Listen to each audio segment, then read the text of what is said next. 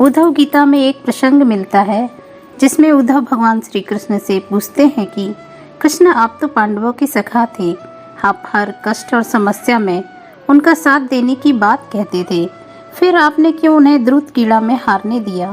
क्यों आपने द्रौपदी को भरी सभा में अपमानित हो जाने दिया?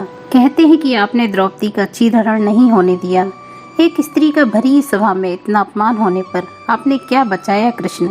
इतना कहते हुए उद्धव का गला रूंध गया। अपने मित्र उद्धव की बात सुनकर कान्हा मुस्कुराए और बोले, उद्धव मैं सचमुच पांडवों के साथ था। मैंने सदैव उनका हित करना चाहा। मैं सदैव अपने हर भक्त के साथ रहता हूँ। मेरी उपस्थिति पर संदेह मत करो। उद्धव ने कहा, कृष्ण, अगर आप युधिष्ठिर के साथ थे तो उन्हें भला किस चीज की आवश्यकता थी? आखिर वह क्या अंतर था? इस पर कान्हा कहते हैं, उद्धव, वह अंतर विवेक का था। दुर्योधन को द्रुत क्रीड़ा नहीं आती थी, लेकिन उसने अपने विवेक का उपयोग किया और कहा कि उसकी तरफ से शकुनी खेल खेलेंगे। यह खेल पांडवों को भी नहीं आता था, लेकिन वे स्वयं खेलने लगे। सोचो, अगर युधिष्ठिर अपने विवेक का उपयोग करते हुए कहते कि उनकी तरफ से मैं यह खेल खेलूंगा, तो पासे शकुनी के अनुसार आते या मेरे अनुसार? उद्धव श्री कृष्ण से कहते हैं कि चलिए मान लिया पांडवों ने आपको क्रीड़ा में सम्मिलित नहीं किया, तो क्या आप अपनी शक्ति से पासे नहीं पलट सकते थे? इस पर कान्हा कहते हैं, उद्धव मैं बिल्कुल ऐसा कर सकता था, लेकिन मैं करता कैसे? पांडवों ने मुझे अपनी प्रार्थना से बांध लिया था। वे द्रुत क्रीड़ा मुझसे छिपकर खेलना चाहते थे। उन्हें लगा कि मुझे पता नहीं चलेगा कि वे लोग अंदर क्या कर रहे हैं। उन्होंने मुझे अपनी प्रार्थना से बांधकर कहा, जब तक आपको पुकारा ना जाए आप अंदर नहीं आएंगे।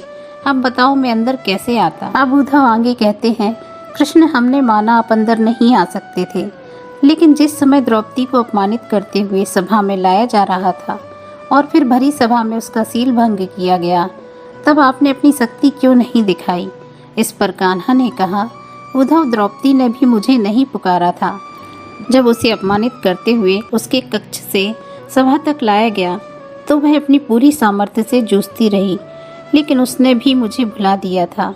जब उसे लगा कि अब बात उसके बस से बाहर है, तब सभा के भीतर उसने मुझे पुकारा और मैं तुरंत वहां उपस्थित हो गया। उद्धव अगला सवाल पूछते हैं, तो कृष्ण ये बताइए कि आपने पांडवों को गलती करने से क्यों नहीं रोका? माना प्रार्थना में बंधने के कारण आप उन्हें जिता नहीं सकते थे, तो आपने उन्हें गलती करने से क्यों नहीं रोका? इस पर कान्हा कहते हैं, उद्धव, मैं भी कुछ नियमों में बंधा हूँ। जो अपने विवेक का उपयोग करता है वही जीतता है। द्रुत क्रीड़ा के दौरान भी पांडव अपने भाग्य को कोसते रहे। एक बार भी याद करते कि कृष्ण सहायता करो, तब मैं उनकी सहायता जरूर करता। उद्धव श्री कृष्ण से पूछते हैं कि अगर विवेक ही सब कुछ है, तो फिर आप हर व्यक्ति के साथ केवल उसके कर्मों का लेखा जोखा रखने के लिए रहते हैं। क्या अपने भक्त को गलत कार्य करने से रोकना आपका दायित्व नहीं? इस पर कान्हा कहते हैं, उद्धव, जिस समय सभी लोग कोई भी कार्य करते समय इस बात का ध्यान रखेंगे कि मैं उनके साथ हूँ और सब देख रहा हूँ, तो तुम ही बताओ उद्धव, यह जानकर वे कोई गलत कार्य कर पाएंगे क्या? मनुष्य गलत कार्य तभी करते हैं जब दुनियादारी में खोकर वे मुझे भुला देते हैं और मेरी उपस्थिति को अनदेखा कर देते हैं। कान्हा की बात सुनकर उद्धव बोले, आपने बहुत गहरी बात कही कृष्ण।